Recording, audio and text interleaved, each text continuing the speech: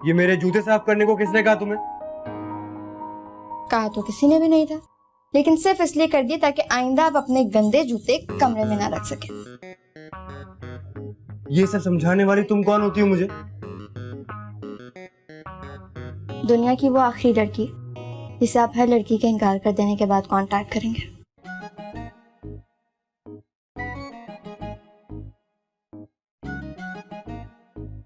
क्या मतलब?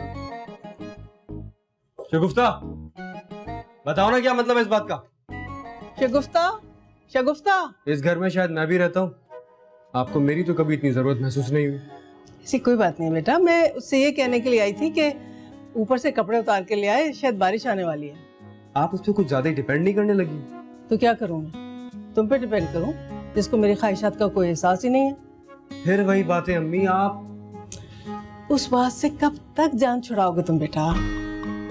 अब तुम देखो, जब से शगुफ्ता इस घर में आई है मेरा दिल लग गया इस घर में, वरना तो तन्हाई मुझे पागल कर देती। वो इसी बात का फायदा उठा रही है। मैं तंग आ गया हूं उससे, मैं उसको बर्दाश्त नहीं कर सकता। क्यों? क्यों नहीं बर्दाश्त कर सकते?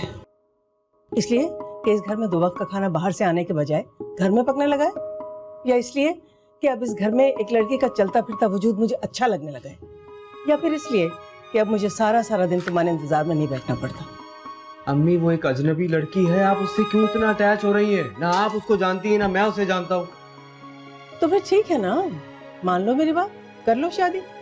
बहू घर में आ जाएगी तो मैं अजनबी लोगों से अटैच होना छोड़ दूंगी। शादी शादी शादी, आपको हर चीज का सलूशन शादी क्यों लगता है?